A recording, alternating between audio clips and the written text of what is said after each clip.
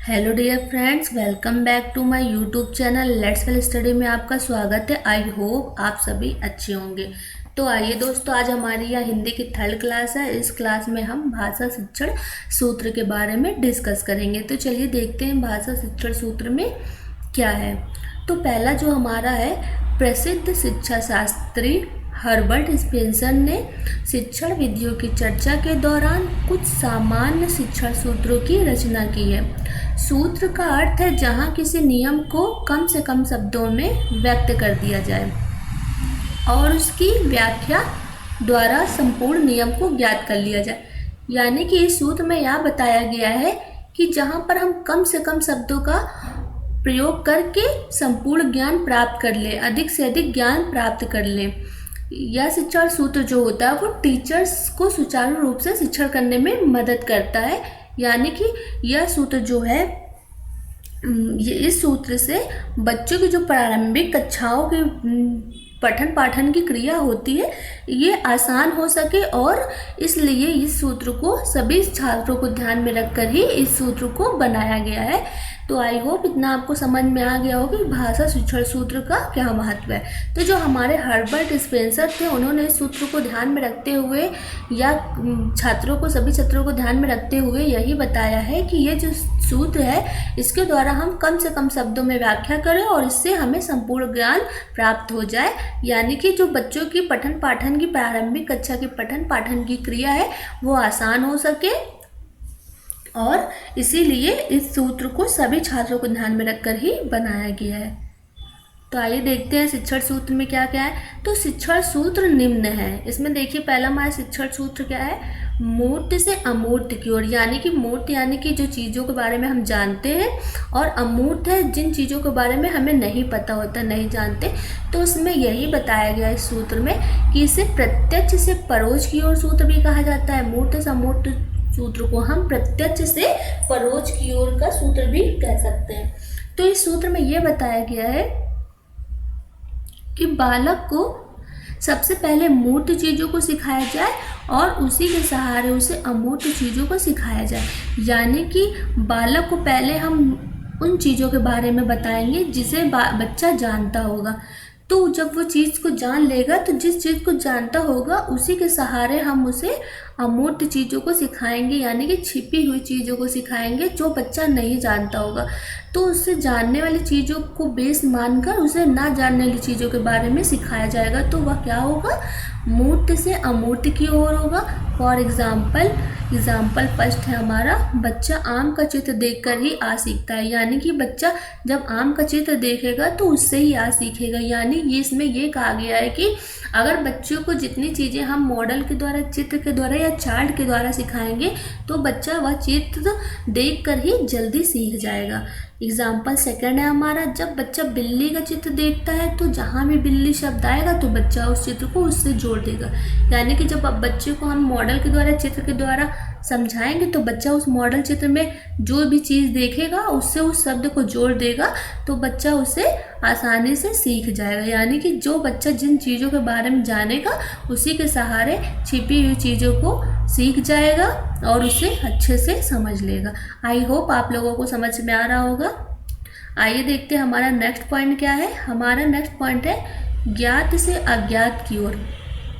इसमें बताया गया है कि बालक जिन चीज़ों को जानता है यदि उन्हीं को आधार बनाकर उसे उन चीज़ों को सिखाया जाए जिन्हें वह नहीं जानता है तो बालक बड़ी आसानी से सीख लेगा।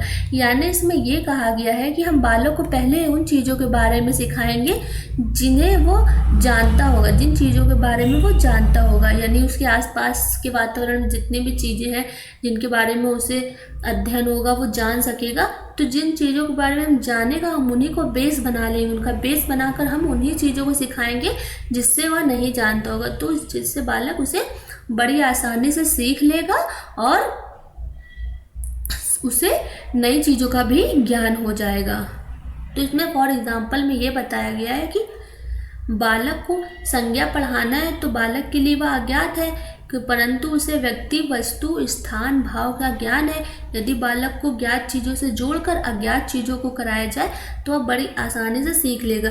यानी जो बच्चे के लिए नया ज्ञान होता है वह काफ़ी कठिन होता है उनके लिए, तो पहले हम उसे उसको जानने वाली चीज़ को ही बेस मानकर उन्हें सिखाएंगे तो वह कठिन चीज़ों को बड़ी आसानी से सीख लेगा।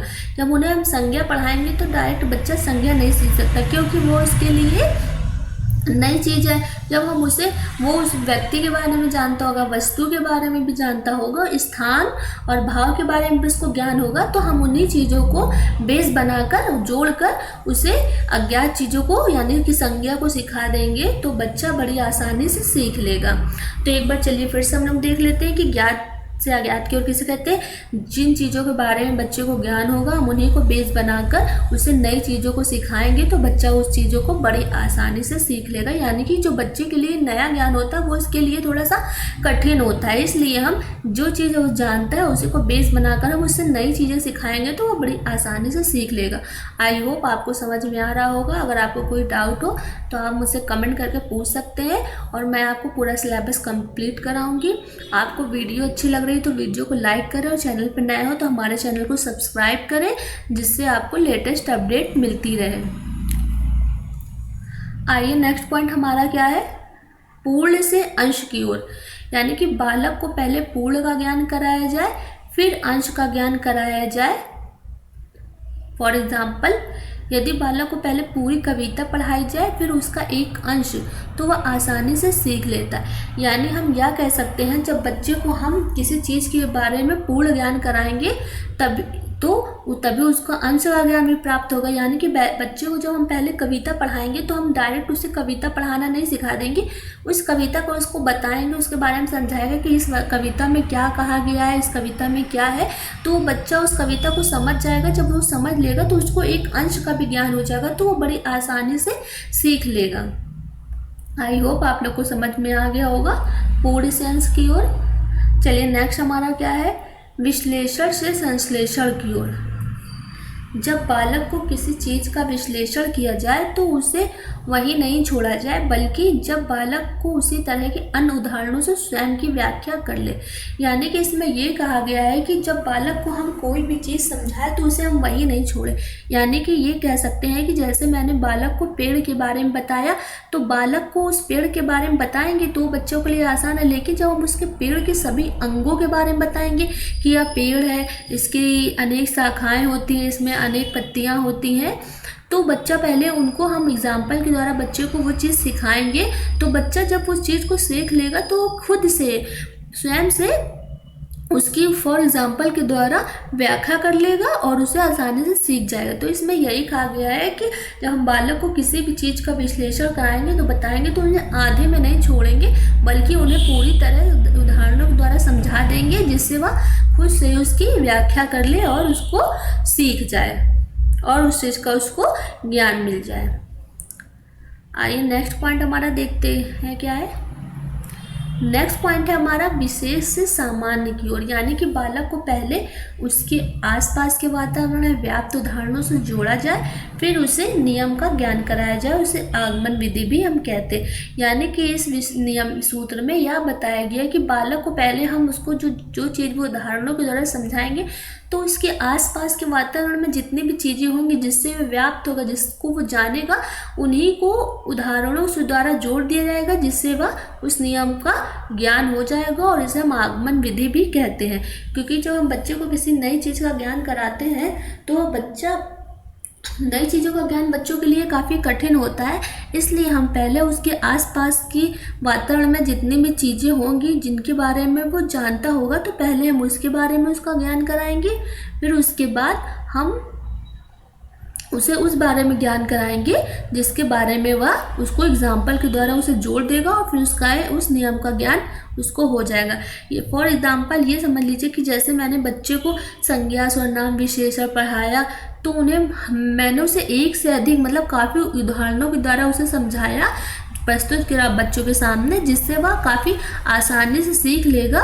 उदाहरण सहित वो खुद से ही परिभाषा को स्पष्ट कर सकता है। यानी मैंने उसे, अगर मान लीजिए सर्वनाम की परिभाषा पढ़ाई, तो मैंने पहले उसको एग्जाम्पल के द्वारा उसे समझा दिया, उदाहरण के द्वारा मैंने बच्चे को समझा दिया।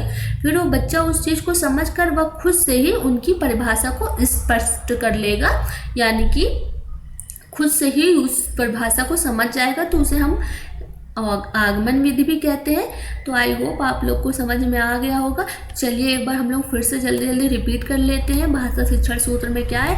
मैंने आपको बताया कि जो हमारे प्रसिद्ध शिक्षा शास्त्री हर्बर्ट स्पेंसर थे, उन्होंने सूत्र में यह बताया कि जहाँ पर हम किसी नियम को कम से कम शब्दों में व्यक्त कर सके और उनकी व्याख्या द्वारा पूरा ज्ञान प्राप्त कर सकते, यानी कि जो टीचर्स के लिए जो शिक्षण प्रक्रिया है इस रूप के द्वारा काफ़ी आसान हो सके और बच्चों के लिए भी आसान हो सकते, क्योंकि जो बच्चों के लिए जो यह सूत्र है सभी बच्चों को ध्यान में रखकर ही बनाया गया है। तो इस सूत्र में यह सूत्र निम्न है। मैंने आपको बताया था पहले मूर्त से अमूर्त की ओर बताया था कि इसे प्रत्यक्ष से परोक्ष की ओर सूत्र भी कहा जाता है। जब पहले मूर्त चीज़ों का बच्चों को ज्ञान कराएंगे, उसी के सहारे उन्हें अमूर्त चीज़ों का ज्ञान कराएंगे। यानी बच्चों को पहले हम चित्र मॉडल के द्वारा जो चीज़ों के बारे में बच्चा जानता होगा, हम पहले उन्हें सिखाएंगे, तो चित्र के द्वारा ही और चीज़ें भी सीख लेगा और उनको उस चित्र से जोड़ देगा।